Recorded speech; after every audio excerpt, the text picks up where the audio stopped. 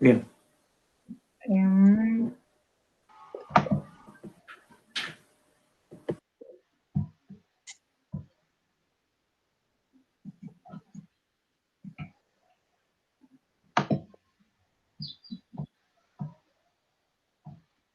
Bueno, no sé si se ve.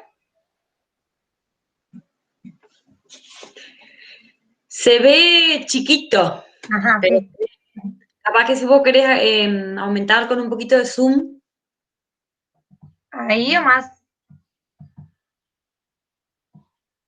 Yo ahí ya lo leo. No sé los demás. Nosotros, bueno, mi grupo era con Flores Calia y Fiore, Poggio, y con Fiore no tuvimos muchas diferencias. Lo que sí, yo soy de poner mucho, o sea, todo íntegro y Fiore lo iba resumiendo bastante. No sé si leo todas las respuestas, estas son como las conclusiones más o menos según su respuesta y mi respuesta a las que íbamos llegando.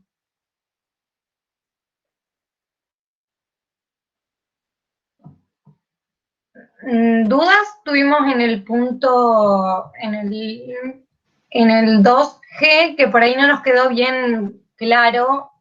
Perdón, vos tenés por ahí para leer, para ir ubicándonos, tenés la pregunta, podés leerla porque arranca desde el, si no se la busco en el campus, pero...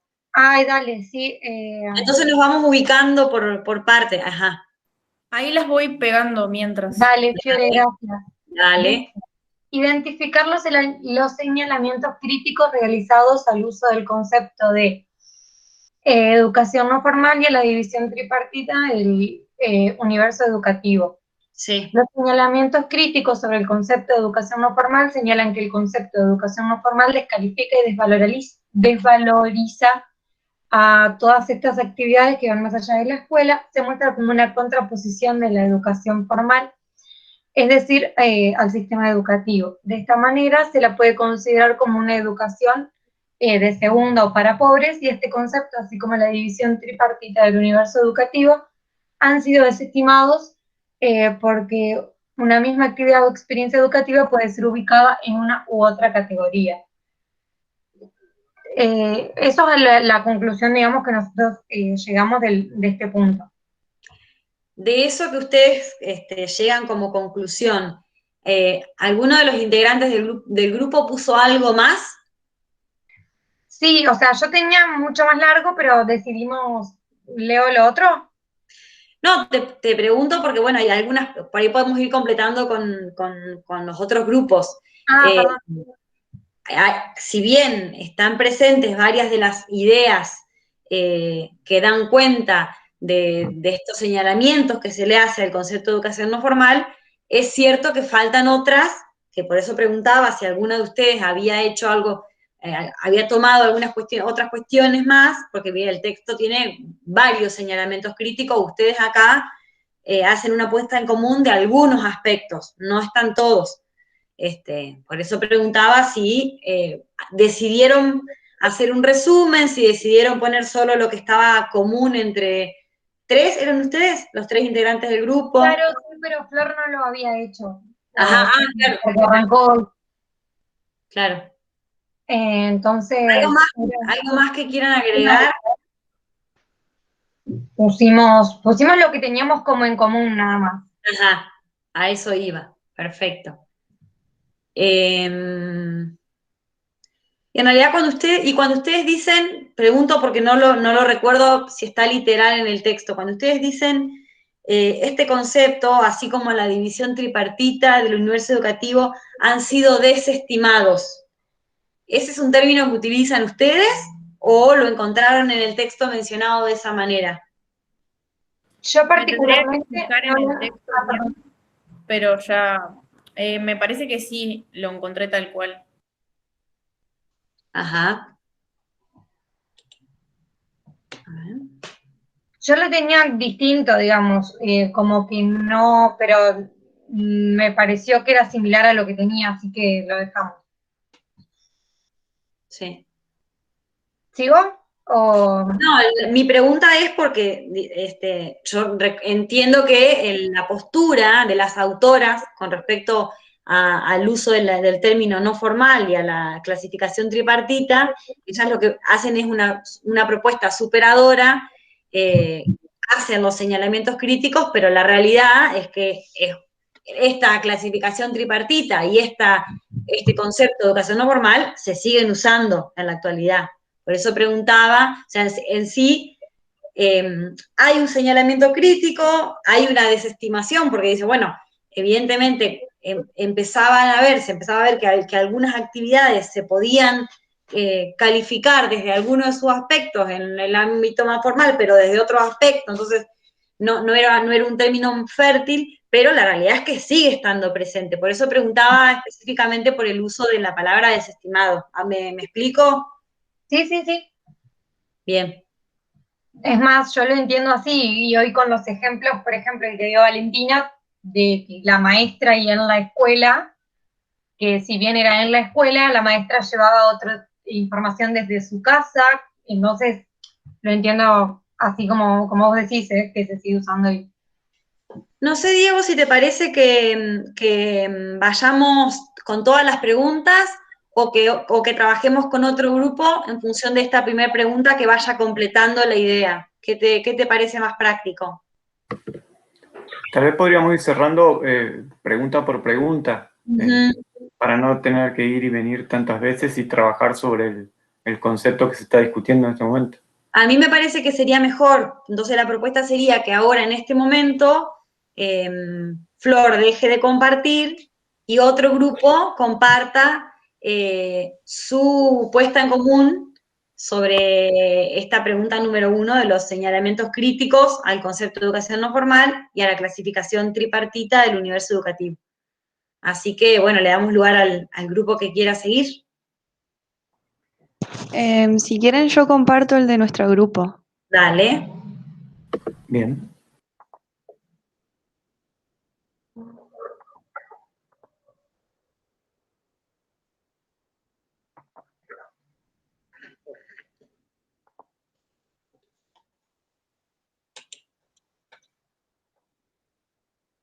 ¿Lo ven o lo ven chiquito? Ahora no.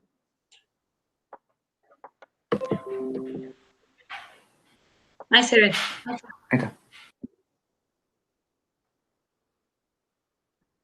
Uy.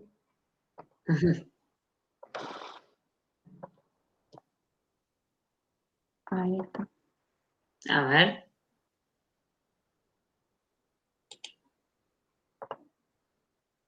Bueno, nosotras éramos 4 y dentro de todo coincidimos bastante, pero era como larguito también. Ahí están todos, unificamos, digamos, fuimos pegando como las preguntas, intentando unificarlas. Y Algo de lo que ustedes identificaron en función de los señalamientos críticos al concepto de educación no formal, ¿aparece nuevo con respecto al primer grupo que presentó? ¿Querés ir destacando eso que aparece y que el grupo anterior no incluyó en su pregunta, en su respuesta? sí, lo que estaba en el grupo anterior es esto que está acá en amarillo. Ajá. Y el resto, o sea, como que estaría diferente. Leo algunos si quieren. Dale. Esto, por ejemplo, que se define solo por negación u oposición a lo formal, refiriéndose a un campo de acciones sin forma, estructuración, identidad ni especificidad propia. Esta negativa desvaloriza, simplifica y descalifica estas acciones que quedan reducidas, digamos, a la negación de lo escolar. No se reconoce así la complejidad. Sigue, perdón. No. No, seguí. Ah, Terminá bueno. el punto, yo te corté, no te debía haber cortado. Bueno, además, así no podemos identificar, digamos, desafíos pedagógicos, que serían todas estas, digamos, las características de los grupos de población a los que van estas experiencias, la asistencia voluntaria de estos participantes, bueno, y las demandas con las que llegan, entre otros. Como que no hay o sea, no se reconoce la riqueza que hay entre la escuela y el más allá de la escuela. Claro, y fundamentalmente en ese punto destaca esta idea del uso de la negativa como no, como algo que denota un menor valor, una menor calificación, que no es tal, sino que todo lo contrario, es un campo de gran complejidad,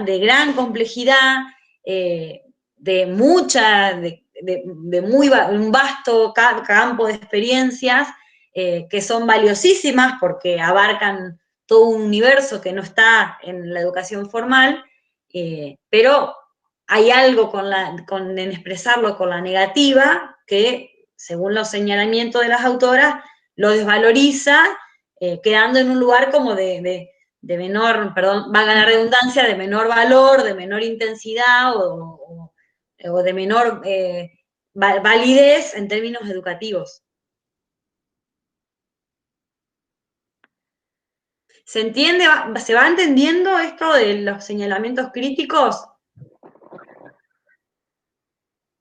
Sí, sí, sí, sí. Perfecto. Laura, yo quiero agregar, porque nosotros en realidad entendimos el trabajo de otra manera. Nosotros, en vez de poner lo que teníamos en común, lo charlamos a lo que teníamos en común y solamente agregamos cosas de todas las preguntas que teníamos como diferentes. Perfecto. Sí, sí. Perdón. Sí, la idea de lo común era, yo pregunté en el primer grupo, porque como el primer grupo hizo más un recorte de todo lo que aparecía vinculado al señalamiento crítico, entonces pregunté si ese recorte se había hecho en función de lo que tenían en común. En realidad, nosotros lo que estamos haciendo ahora en esta instancia es darle la posibilidad de que ustedes mismos vayan encontrándole sus propias explicaciones, pero por supuesto que la idea es que podamos presentarlo lo más completo posible. Así que está bien. Perdón, Belén, que te interrumpa. Yo lo que quiero agregar que vimos en nuestro grupo fue este concepto de que la educación no formal utiliza ese concepto para encubrir la educación de segunda para los pobres. Eso como que lo queríamos agregar, justificando, digamos, la falta de responsabilidad del Estado. Eso es lo que charlamos, que teníamos como importante en el grupo. Para no irnos a otra idea, porque justo lo habías nombrado vos, Laura, nada más por esa razón. Sí, está perfecto. Y justamente vayamos completando las ideas para así no vamos y venimos. Justamente la idea de que este espacio está abierto para quien no está en lo formal y entonces va a caer en un espacio de menor calidad o de menor validez, ¿se entiende? Que no es así.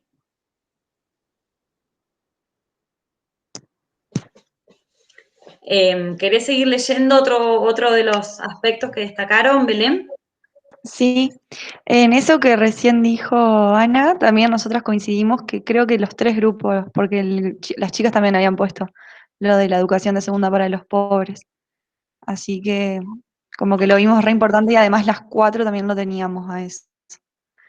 Y después lo otro es esto de la carga semántica negativa compartida con el adverbio no formal y el prefijo in en informal, como que no se podría clasificar apropiadamente, digamos, se mezclarían las dos. Y bueno, más o menos eso, porque después sigue hablando de la negativa, es como que se centra más en eso. Claro, y también ustedes, no recuerdo si el grupo anterior ya lo tenía, pero sí yo lo mencioné. Sí, Flor creo que lo mencionó, que veo antes de lo que tenés resaltado con amarillo, esta idea de que el señalamiento crítico de que esta clasificación tripartita en educación formal, no formal e informal, no termina siendo excluyente, porque según desde qué criterio o desde qué aspecto se mire una experiencia, que hay un ejercicio, hay un material que en algún momento si quieren se lo podemos compartir, que realmente donde uno empieza a analizar una experiencia y dice, claro, esta experiencia la podríamos ubicar dentro del sistema no formal porque es un taller para los abuelos de PAMI, pero sea la universidad. Entonces, ¿cómo es?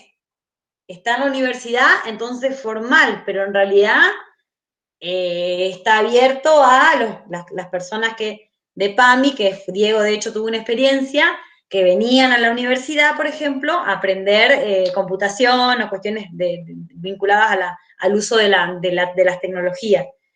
Entonces, por ejemplo, por darles un ejemplo, empezaba a aparecer eso, segundo y tercero. Mire, bueno, la institución es una institución formal, reconocida por el Estado, que su función política es la educación, es una institución creada para tal fin, pero el espacio no está dentro de la formalidad del recorrido que uno tiene que hacer formal para llegar a un título reconocido, ¿se entiende?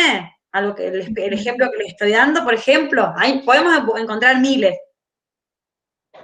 ¿Sí? Entonces, ¿cuál es el señalamiento acá?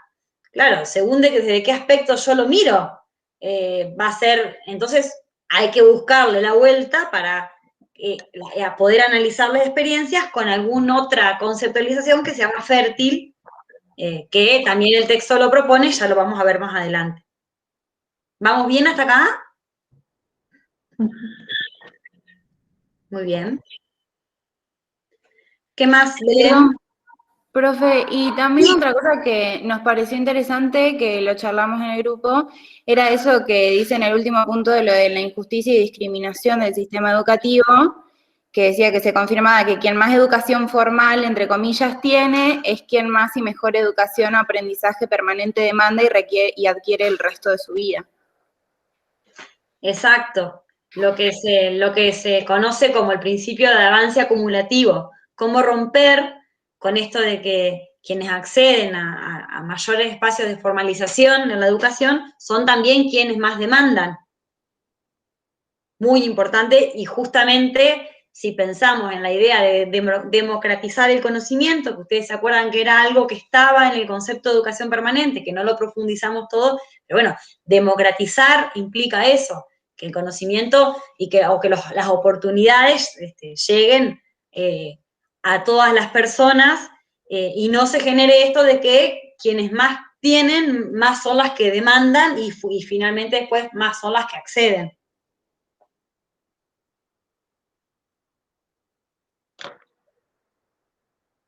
Muy buen aporte, Flor. ¿Algo más que nos haya faltado tomar dentro de los señalamientos críticos? Hablamos con el grupo anterior o con ustedes de la riqueza, la negativa, que no obture un poco la idea de la riqueza que puede tener la relación entre la escuela y el más allá de la escuela, eso lo mencionamos, que veo que ustedes lo tienen ahí. Creo que estaría acá, creo que estaríamos con casi todo, ¿no? El otro grupo que nos falta, ¿tiene algo más para agregar de lo que haya conversado?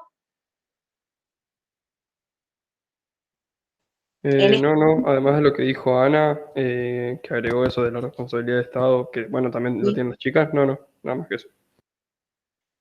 Bueno, ¿se entendió entonces la idea de los señalamientos críticos al concepto de educación no formal y también el señalamiento crítico a esta clasificación tripartita del universo educativo?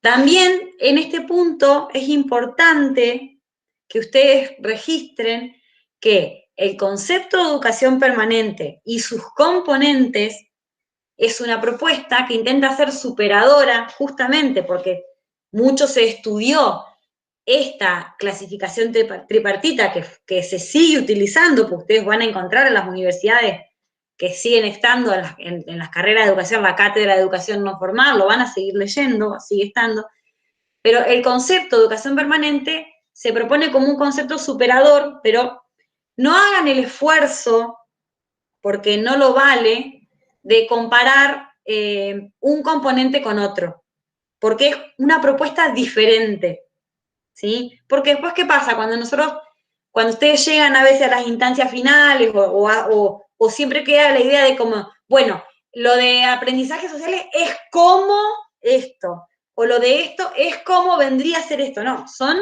justamente propuestas diferentes que esta educación permanente intenta ser superadora frente a tantos señalamientos críticos de esta otra, ¿sí? Se los digo hoy porque suele ser recurrente que aparezcan los exámenes finales y esa confusión. Entonces, la idea es resaltar eso, que es una propuesta que intenta ser superadora frente a algo que no resulta fértil para explicar el campo educativo. ¿Me comprendieron?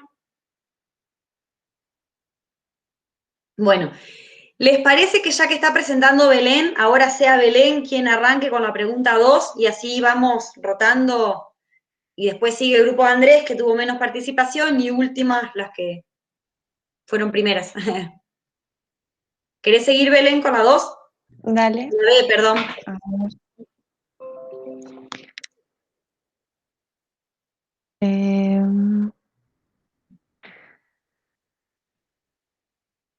Ahí está. Bueno, la nueva perspectiva conceptual consiste en el reemplazo del concepto de educación no formal por una visión holística y dinámica del universo educativo en términos de un continuo de grados, niveles o tipo de formalización desde una visión global de la educación. Los ejes eran la visión global o integral del fenómeno educativo y el continuo de formalización, la especificidad de las experiencias educativas más allá de la escuela, teniendo en cuenta las dimensiones para el análisis de los grados o tipos de formalización, las áreas de la vida cotidiana como potenciales espacios educativos, la interrelación entre la perspectiva sociológica y la psicosocial para el análisis de la dialéctica de estímulos educativos. Bueno, esto es medio como que no logramos entenderlo del todo tampoco las... ¿Y lo que está en amarillo es algo de ustedes o es del texto también? ¿O qué es lo que aparece ahí en amarillo? Creo que era algo que teníamos, que una tenía diferente, o sea, que había agregado. Ajá. ¿Querés leerlo, Belén? Porfis. Ajá. Una experiencia educativa más allá de la escuela no implica la inexistencia de estrategias didácticas. Por el contrario, para ofrecer instancias educativas de calidad, es necesario intervenir a nivel político e institucional, así como en los espacios de enseñanza y aprendizaje, con un alto grado de intencionalidad educativa y de formalización pedagógica. Sí, eso me acuerdo, lo había puesto yo y con las chicas, digamos, no lo tenían, pero como que llegamos al acuerdo de que todas pensábamos como que podría llegar a ir. ¿Alguno de los otros grupos puso algo diferente en esta pregunta? Que era bastante literal. ¿Alguno no entendió lo que tenía que contestar? No, nosotros tenemos lo mismo que las chicas. ¿El otro grupo? ¿El grupo de Andrés? Sí, nosotros también, o sea, tenemos lo mismo. Yo si querés puedo agregar porque hice una introducción a lo que es los ejes de la educación no formal. Por supuesto. Y pusimos, los ejes mediante los cuales se desarrolla el nuevo concepto de educación no formal tienen que ver con identificar el aprendizaje más allá de la escuela, no desde la negación u oposición del concepto formal, sino entender que dependerá de cómo se ubican las experiencias dentro de uno o de otro. Y a partir de ahí, la definición de los ejes y cómo lo plantea.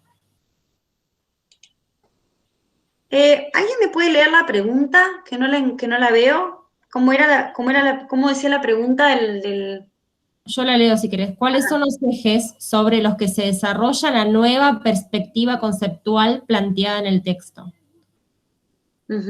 Y esto que ustedes ponen acá es literal del texto. La nueva perspectiva conceptual consiste en el reemplazo del concepto de educación no formal por una visión holística. ¿Eso está así escrito en el texto?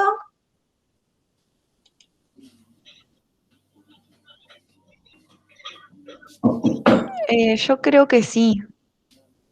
La verdad no me acuerdo exactamente, pero me parece que sí. Ajá. Sí, ahí lo encontré. Perfecto. ¿Y qué entienden en esta parte? ¿A qué apunta esta respuesta?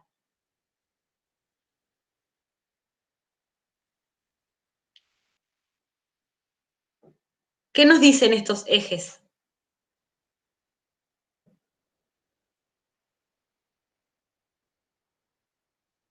Esto en realidad es como la columna vertebral de lo que sigue en el trabajo.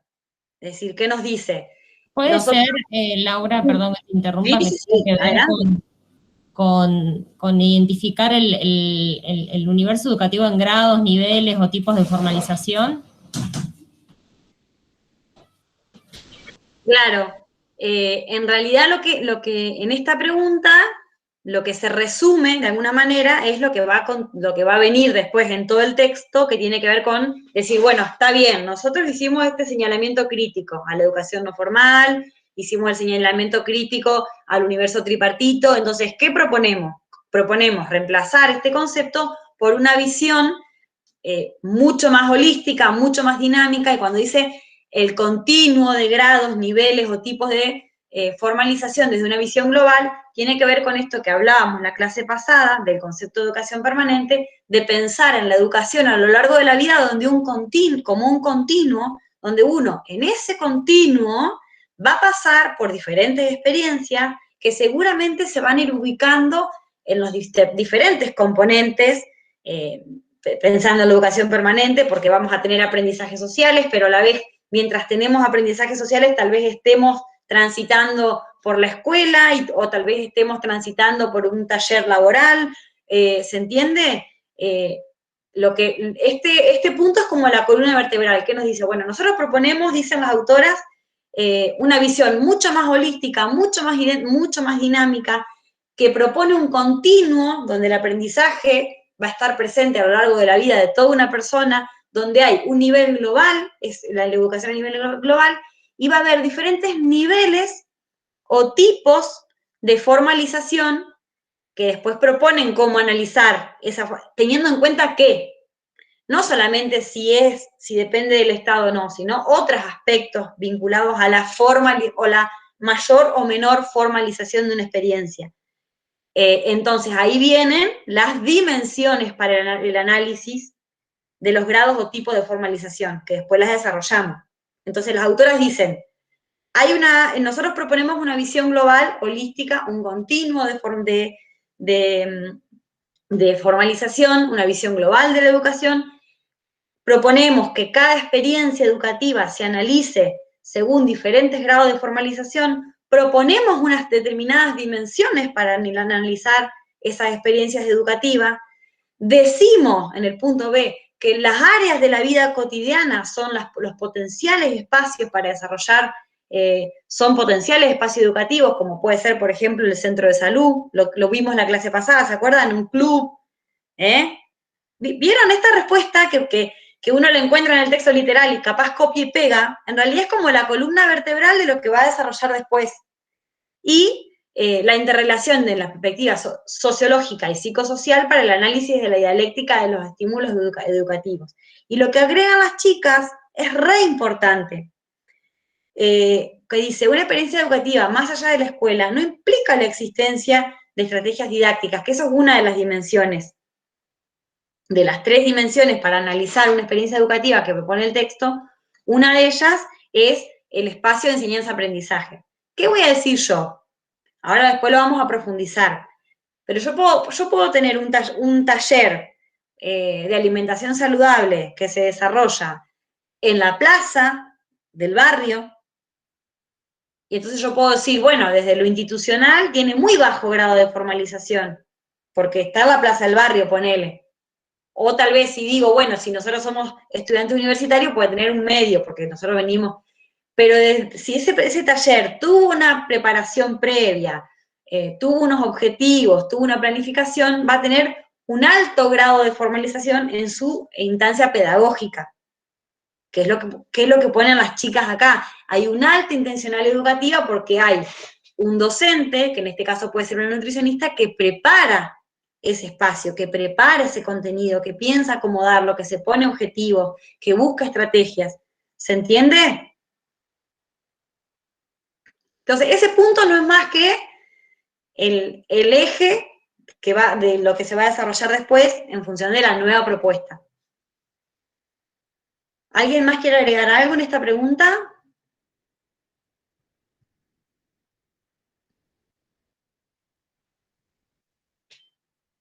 ¿Estamos bien hasta acá?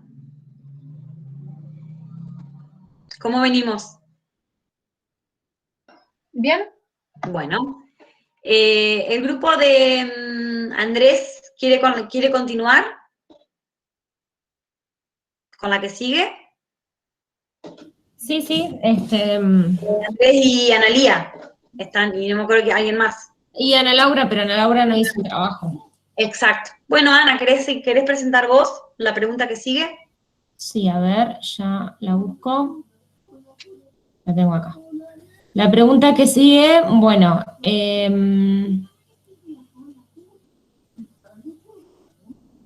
estamos en la C, ¿no? Sí.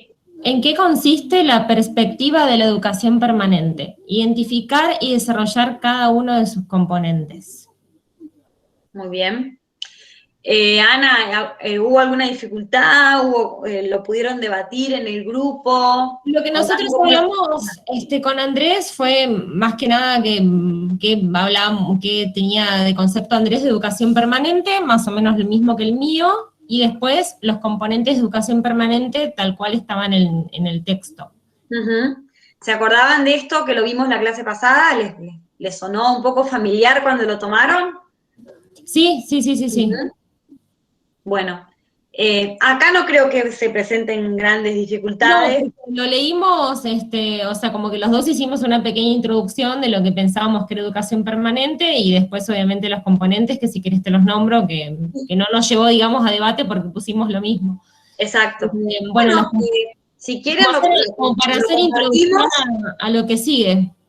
Bueno, los componentes de educación permanente son la educación inicial, que también vino a colación lo que empezó a hablar hoy temprano la profe, la educación de jóvenes y adultos y los aprendizajes sociales. Esos son los tres componentes de la educación permanente. Uh-huh. ¿Y esa pequeña introducción, querés compartirla, querés leerla? Sí. Bueno, el concepto de educación permanente surge a partir de una concepción integral de lo educativo, compuesta por una relación e interacción de los universos de la escuela y de la educación más allá de la escuela, donde se incluye la totalidad de los estímulos de enseñanza y de aprendizaje existentes en una sociedad. Perfecto. Muy bien. ¿Alguien más quiere agregar algo en esta pregunta? ¿Le surgió alguna duda? ¿Hubo algún debate al interior de los grupos? Nosotras agregamos Dale. que también implica la superación de la concepción hegemónica de la educación focalizada solamente en la escuela y en los niños, porque como que en esta nueva perspectiva, digamos, se considera la educación como necesidad y derecho de todos los grupos sociales y de todos los individuos a lo largo de toda la vida. Excelente. Y después el resto sí coincidimos todo también. Excelente, muy buen aporte. ¿Ustedes comprenden el término hegemónico cuando se habla de algo que es hegemónico? Que lo van a empezar a escuchar, por eso lo pregunto.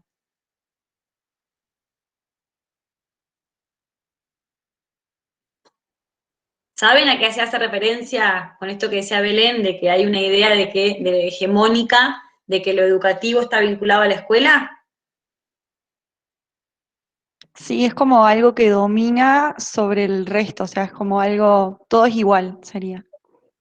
Exacto, es como el pensamiento hegemónico, el pensamiento que domina. Después ese término lo vamos a desarrollar, acá seguramente que Diego va a estar encargado de presentarles a Don Gramsci, que es el autor del concepto de lo hegemónico, pero bueno, se los pregunto porque es un término que va a empezar a aparecer mucho cuando hablamos de cuestiones pregnantes o que dominan en el común, en el pensar colectivo, en el común y demás, pero que justamente, como decía Belén, en este caso, si nos quedamos con lo hegemónico, nos perdemos toda una vida de posibilidades de aprendizaje y todo un campo de experiencias riquísimo que puede tener la misma o mayor validez que la escuela, ¿sí? Esa es la idea resumida y sencillamente de lo que acaba de leer Belén. ¿Esto todos lo pudieron comprender? Sí, ¿Sí? nosotros habíamos puesto como que es como una concepción integral de lo educativo, o sea, leo como los 3 puntitos, ¿Sí? después que también se da más allá de la escuela y que es a partir de toda la vida, digamos, como que esas eran los 3 puntitos claves de la educación.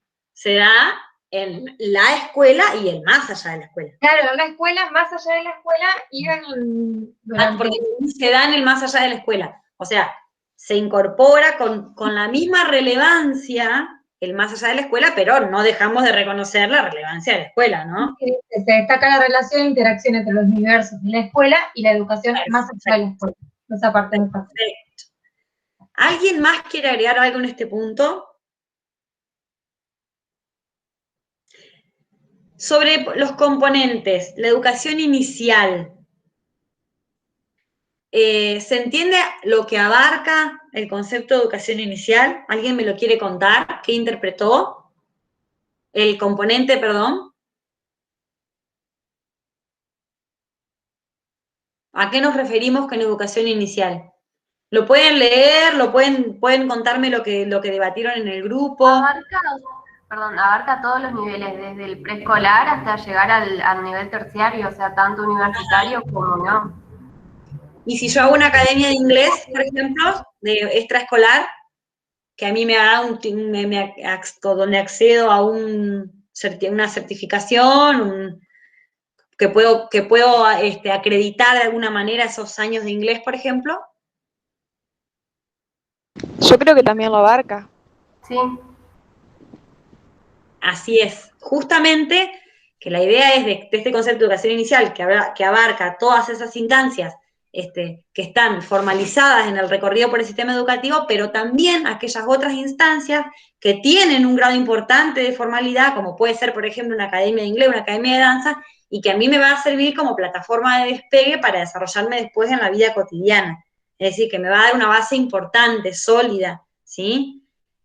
¿Por qué lo resalto? Porque a veces también acotamos el término de educación inicial a solo lo vinculado a la institución formal, escuela, en sus distintos niveles. Y no, puede haber otras instancias que por tener un gran grado de relevancia, también están pensadas y ubicadas dentro de la educación inicial. ¿Sí? ¿Y educación de jóvenes y adultos? ¿Alguien que lo lea? Así ya de paso lo vamos repasando. O cortito, lo que pusieron, lo que entendieron.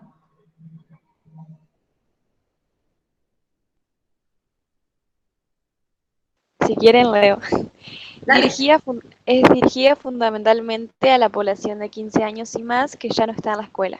También refiere a múltiples experiencias intencionalmente educativas con jóvenes y adultos no correspondiente a la educación inicial. Abarca un amplio campo de instancias educativas heterogéneas. Perfecto. ¿Se acuerdan de los ejemplos que dio Claudia la clase pasada?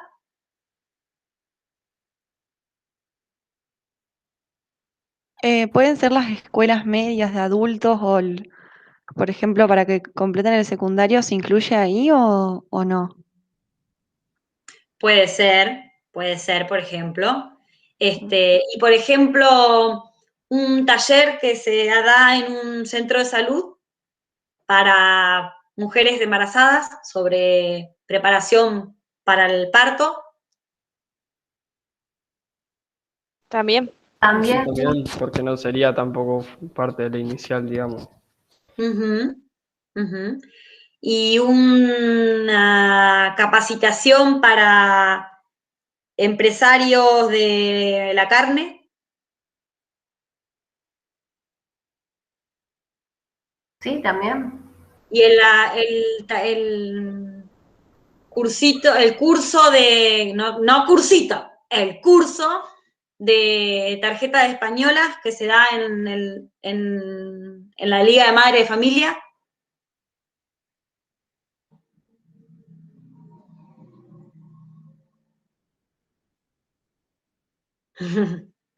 ¿Se entiende? Por eso la amplitud del tipo de experiencia que vamos a encontrar dentro de este gran campo que es la educación de jóvenes y adultos. Y el último que nos queda, los aprendizajes sociales.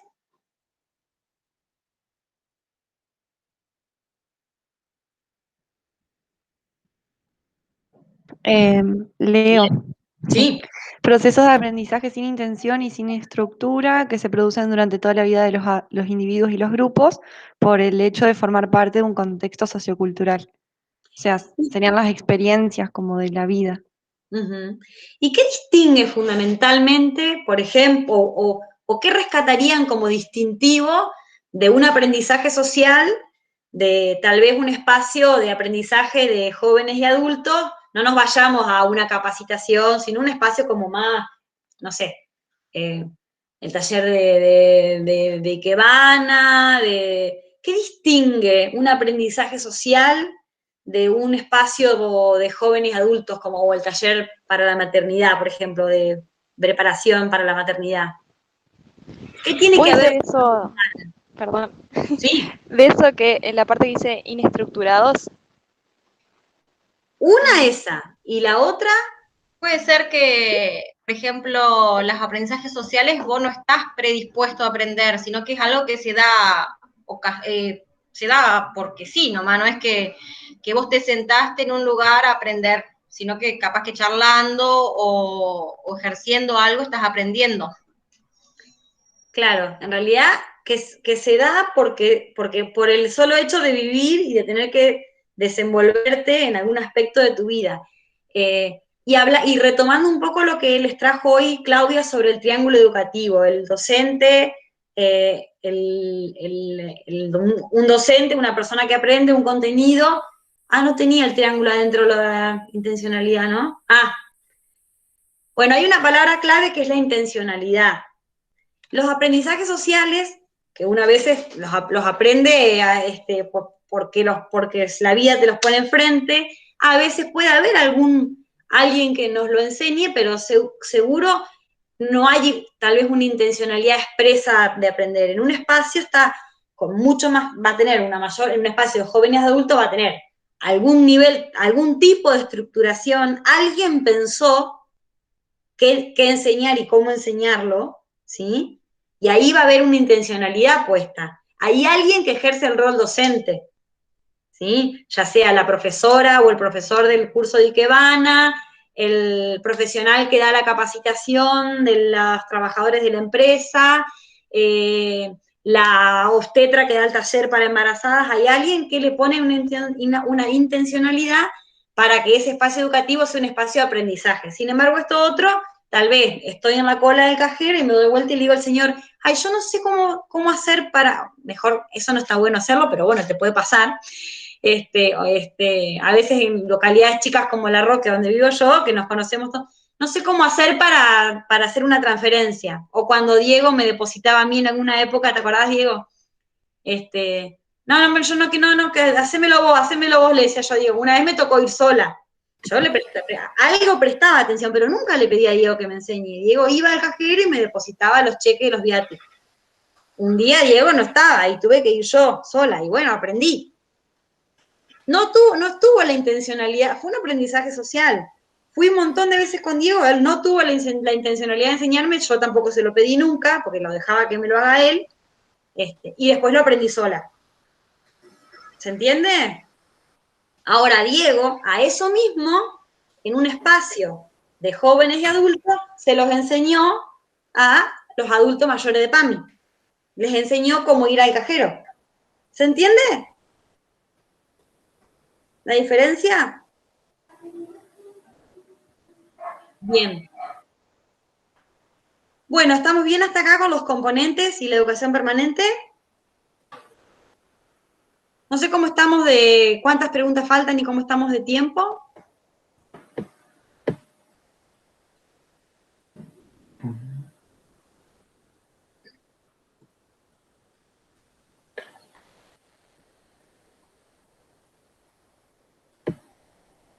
Creo que faltan como 5 preguntas todavía, más o menos. Bueno, no sé, Diego, ¿llegaremos a ver todas? ¿Qué me decís?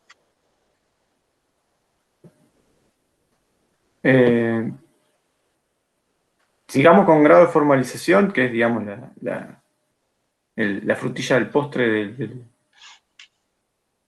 de de este planteo, digamos, lo demás ya lo venimos se viene trabajando estas cuestiones. Dale. Y el ser recién de intencionalidad ya queda como punto de anclaje para lo que sigue. Dale. Vamos entonces con la que sigue, tratamos de cerrar ahí hasta hoy.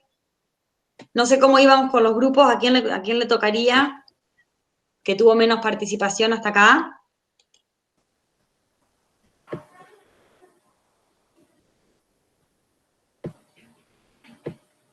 Un esfuercito más. Creo que participamos todos. No sé tampoco en cuántos grupos estamos divididos, pero... En 3. Bueno, volvemos al primero, aquí al grupo que arrancó, con la pregunta 1. Bueno, ¿cuál hacemos ahora? ¿La D? ¿O pasamos a la E? La E. La E. Ahí lo leo, esperen un segundito.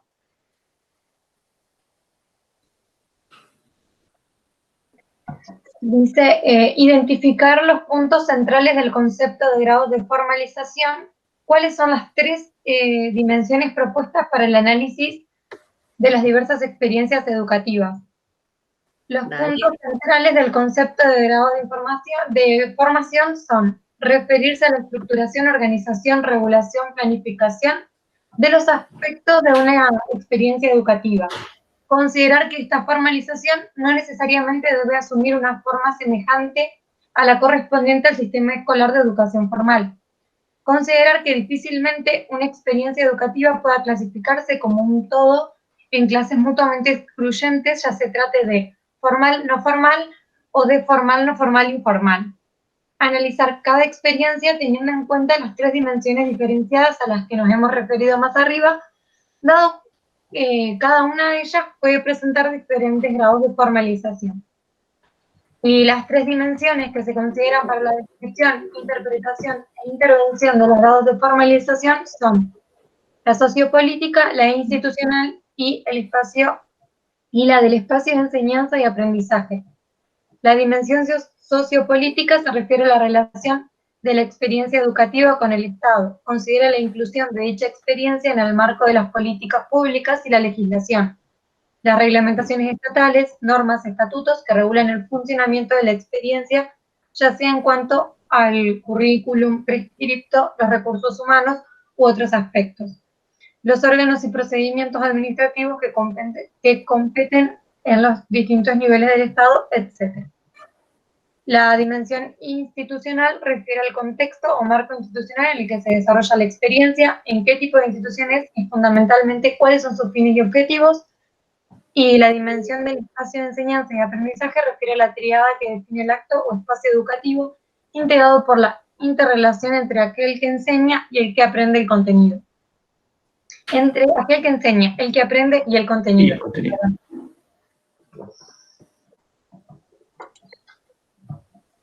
Bien.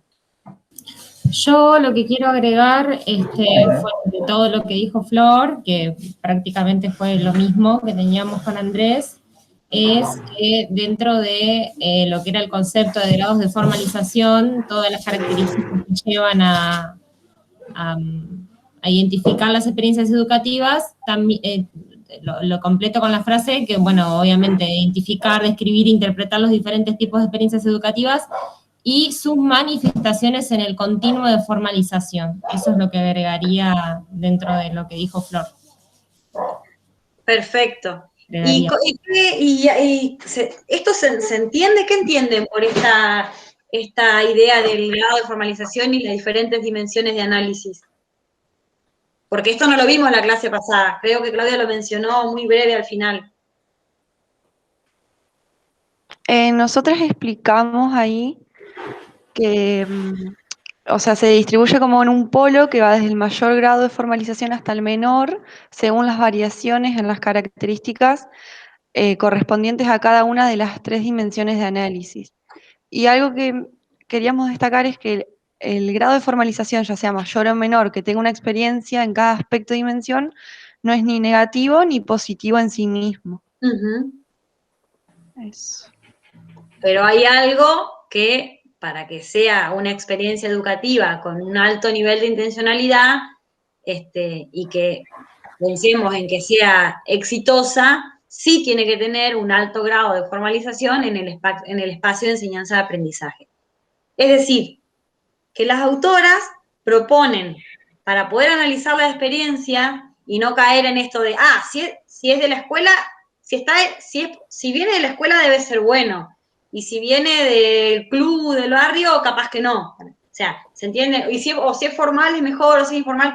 Ellas que proponen diferentes dimensiones de análisis cuando nosotros nos plantamos a analizar una experiencia educativa. Entonces decimos, bueno, a ver, desde la dimensión sociopolítica, esta experiencia educativa, ¿tiene algún tipo de relación con el Estado? ¿Está dentro de las leyes, está normatizada por alguna reglamentación estatal? Sí, no, es altamente, por ejemplo, obviamente que todo el recorrido por la escuela va a ser en esta dimensión que les parece el grado de formalización, alto, medio, bajo.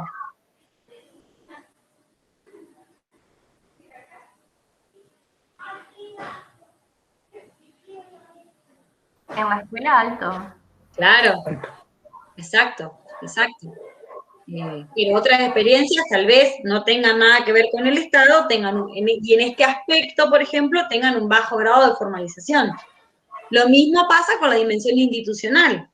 Por ejemplo, si yo analizo una experiencia que se da en el marco de la escuela, el grado de formalización de la dimensión institucional, ¿cómo va a ser?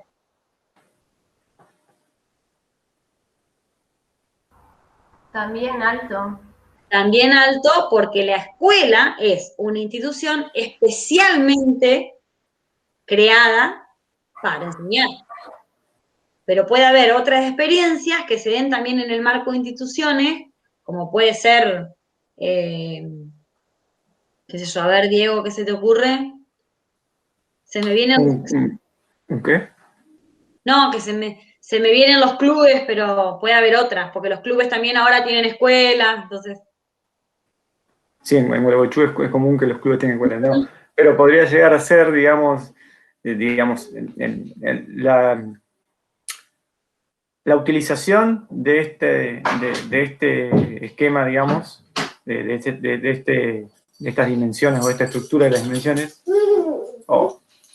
es que no siempre nos resulta fértil o fácil meter adentro de un determinado balde determinada experiencia, ¿sí? Por ejemplo, o sea, no tener, claro, entonces al no poder eso, claro, lo que nos surge, digamos, desde el punto de vista de lo que vendría a ser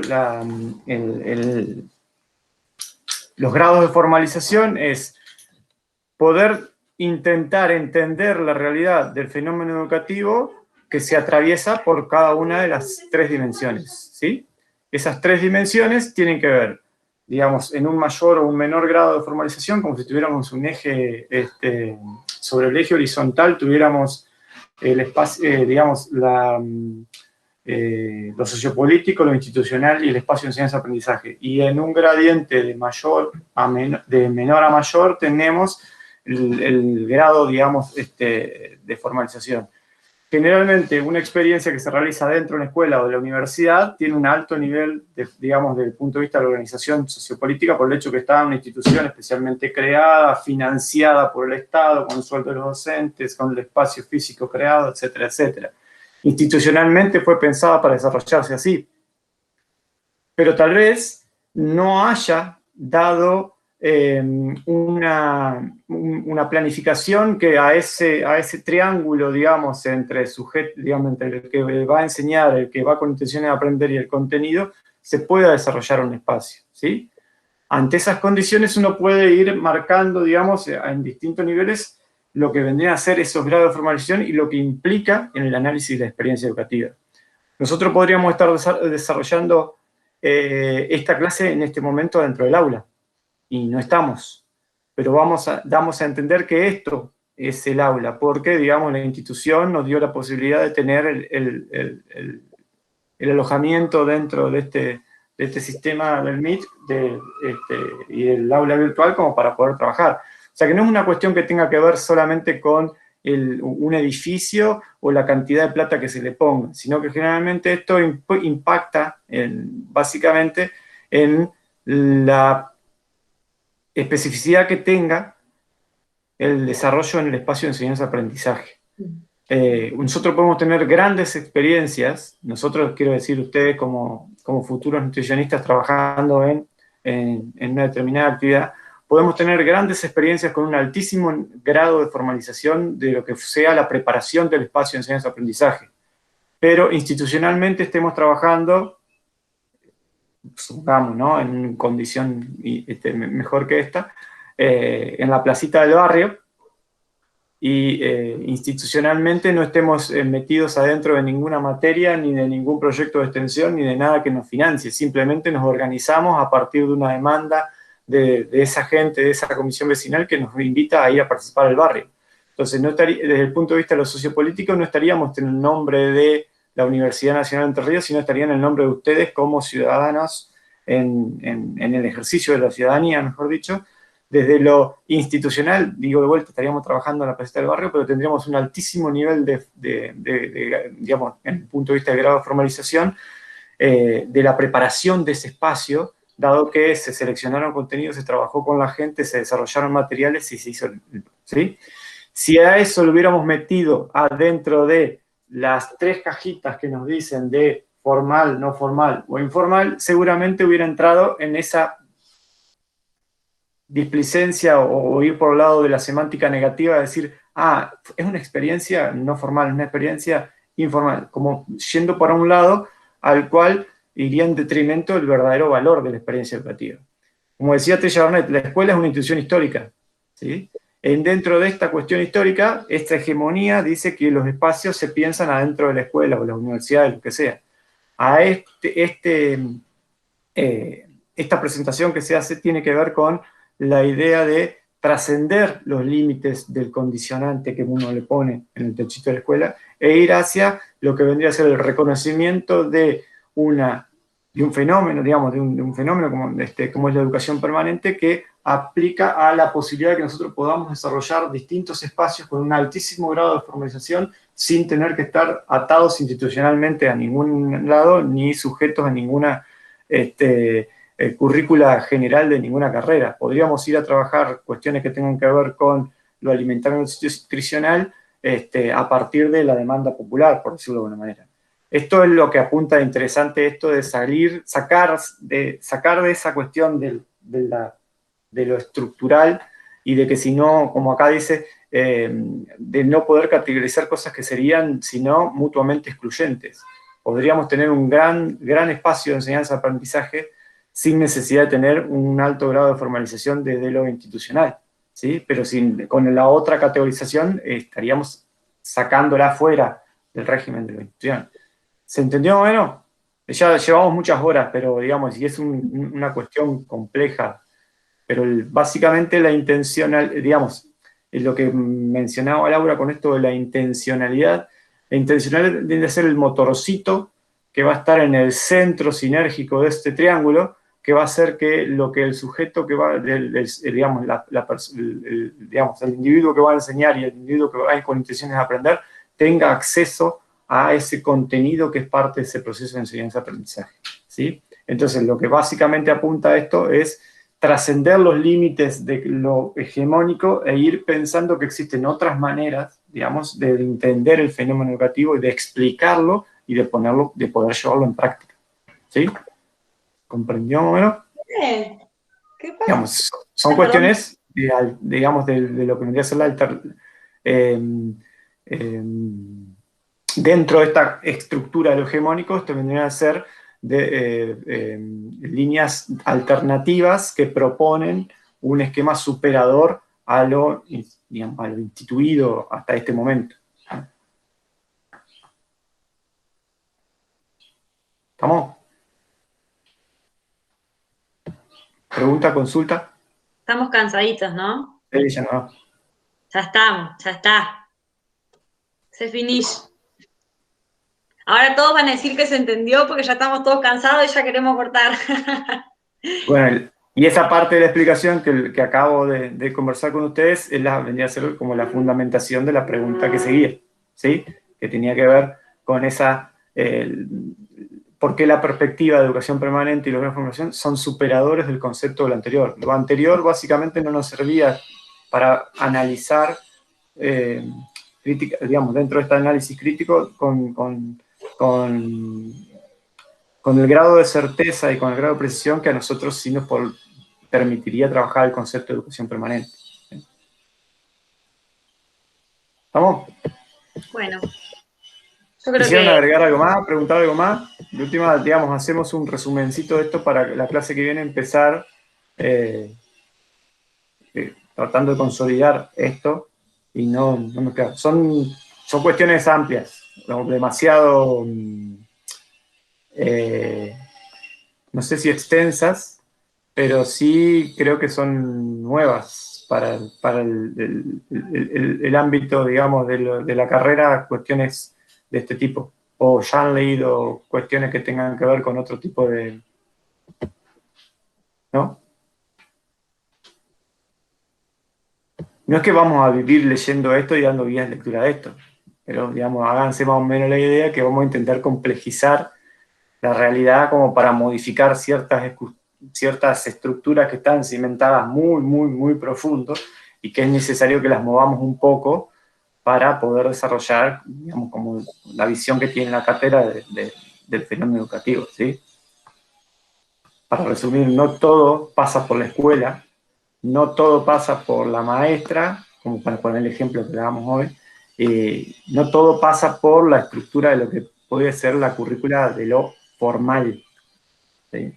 No todo pasa por el taller hecho en la planificación tan, dentro de la grilla tan, para tal, que te piden para aprobar la materia tal. Digamos, tengo una estructura que va más allá. Trata de cimentarse con un poco más de amplitud en cuestiones que tengan que ver con estos nuevos conceptos. ¿Estamos? ¿Quieren agregar algo? Ustedes, en función de lo que vimos hoy y de lo que trabajaron en grupo, quiere mandar una nueva versión del trabajo práctico, nosotros les vamos a estar haciendo una devolución, seguramente por el campus, de este trabajo práctico, pero les damos también la posibilidad de que si ahora, cuando hicieron el trabajo y compararon con sus compañeros y vieron que en algún aspecto estaba más incompleto y quieren presentar una nueva versión, lo pueden hacer. La tarea está sin fecha límite. Mandan al mail. Ajá, perdón, Diego. La tarea está sin fecha límite, no toques eso. La tarea está sin fecha límite y bien. Por lo tanto pueden editar la entrega modificando o haciendo las distintas correcciones o ampliaciones o reversiones que ustedes tengan ganas de hacer, ¿sí? Exacto. Simplemente va a haber una instancia de si les pareció con este ejercicio, les proponemos una instancia de autoevaluación a quienes vieron que les faltaba alguna pregunta, pero igual también van a tener la devolución nuestra, individual. No tengan miedo si aparece el cartelito de que está fuera de plazo, porque, digamos, se puede seguir entregando. Así es. Digamos, las veces que sea necesario. Muy bien. ¿Bien, estamos? Bueno. Perfecto. Estamos por hoy. Excelente. Yo tengo una consulta, pero acerca de la situación que estamos con Ana Laura, nada más. Sí. Los trabajos prácticos los demás pueden ir desconectándose por las dudas. O Flor, ¿vos querés compartir con tus compañeros la consulta? Yo para esperarlos al resto. Si quieren, pueden irse. No, Vamos a la grabación. Muchas gracias.